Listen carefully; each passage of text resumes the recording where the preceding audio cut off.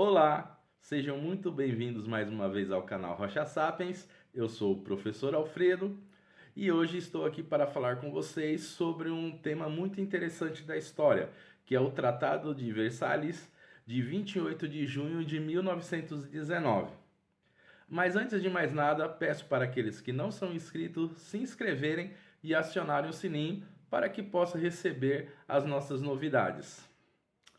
Bom, gente, o Tratado de Versalhes, ele é importante porque ele marca o fim da Grande Guerra, da Primeira Guerra Mundial, tá?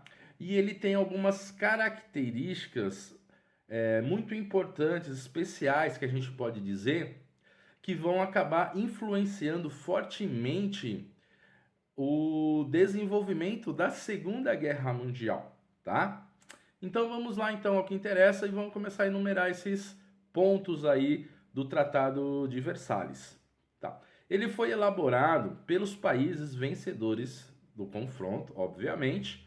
A gente cita aí Inglaterra, França, Estados Unidos, tá? E ele teve um caráter estritamente punitivo, tá? Com os países que foram derrotados, principalmente a Alemanha, tá? Isso vai fazer com que na Alemanha se desenvolva um sentimento de revanche muito forte, muito grande, né? Que vai acabar influenciando aí no desenrolar na Segunda Guerra Mundial. Bom, o primeiro ponto aí que a gente pode citar foi a limitação, né, militar da Alemanha. O exército alemão foi limitado em 100 mil homens, o alistamento obrigatório foi proibido, né? Então, por essas medidas, vocês podem perceber o caráter punitivo, né, nessa parte militar aí em relação aos vencedores contra a Alemanha, né? A, a Marinha de Guerra alemã, a Alemanha foi, por exemplo, proibida de ter navios de navegação de alto mar. Só estava autorizada a ter embarcações de pequeno porte, né?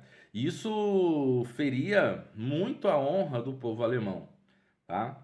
Outra medida que a gente pode classificar como punitiva, né, foi a retirada da Alemanha das suas colônias. A Alemanha perdeu, a partir do Tratado de Versalhes, todas as suas colônias, né?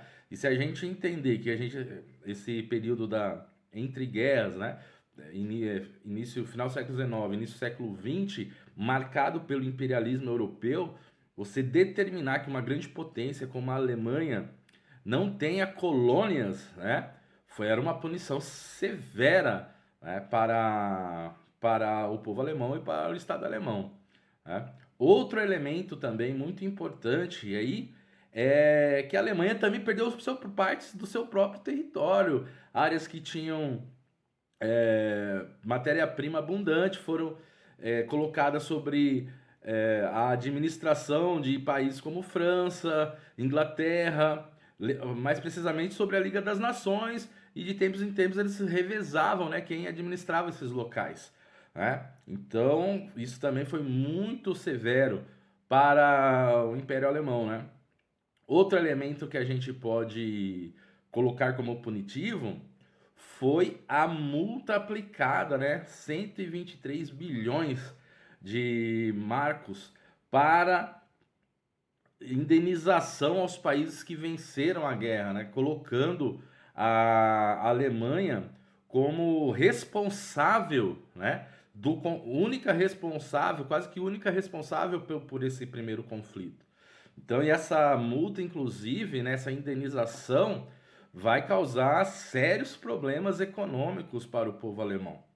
Então, se a gente unir todos esses elementos, a gente acaba compreendendo por que, que o povo alemão desenvolveu um sentimento de revanche tão forte, né? Uma revolta tão forte contra os países vencedores, né? Porque gerou-se uma crise se não bastasse, né, os prejuízos do próprio conflito, essas indenizações também vai prejudicar em muito a economia alemã, fazendo com que tivesse muita pobreza num pós-guerra, né?